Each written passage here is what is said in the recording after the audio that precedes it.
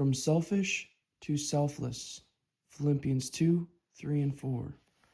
Give that a read for us.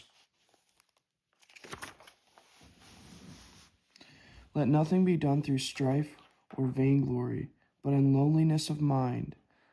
Let each esteem other better than themselves. Be humble. Let not every man on his own things, but every man also on the things of others. Our position has no matter. It is about humbling ourselves in that position, to see others, to help others, to be like Jesus, leaving his home in glory and honor, coming down of the flesh as a man, weak and mortal, but having in mind the will of his Father, the best head priest we would ever know.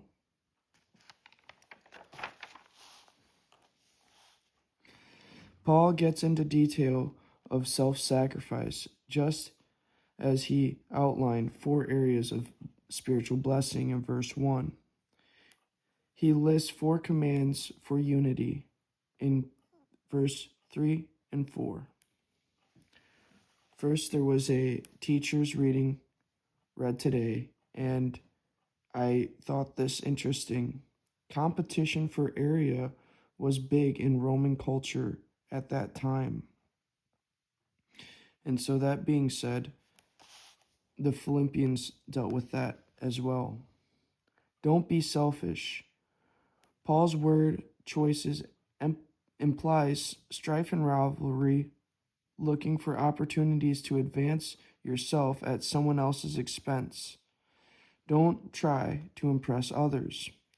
Paul's wording, used only here in the New Testament, describes the pursuit of temporary, empty glory, settling for great credit now rather than giving glory to the one who really deserves it.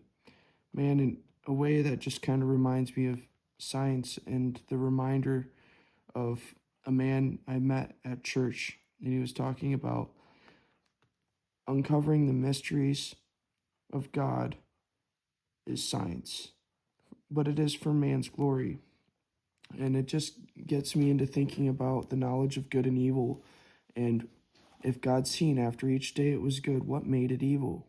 It was the manipulation and bending of it to someone's will. So I've noticed, putting interests of others above ourselves is kind of a hard thing right out. But once disciplined, how hard things become easy is apparent. So to discipline ourselves and to continue and be consistent is what helps us to grow. Be humble. Paul's word literally means in humility, regarding others as better than selves. In that time and place, humility was considered society to be a negative trait. Associated with enslavement, Paul refrains the concept of humility by reflecting the scriptural theme that God chooses and elevates and gives grace to the lowly. Well, think about all the things we learn when we humble ourselves.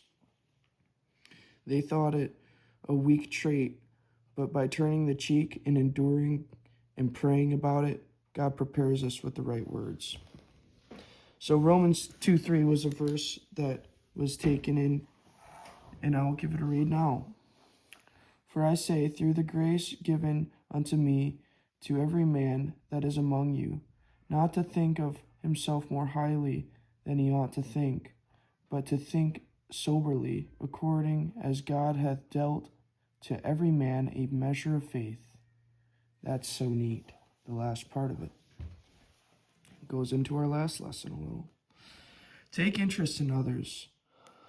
Paul commands believers to seek interests of others, likely for the sake of preserving unity. We see a sacrificial love. Take in others' understanding. And so 3 through 6 in Proverbs is something that I would probably have read.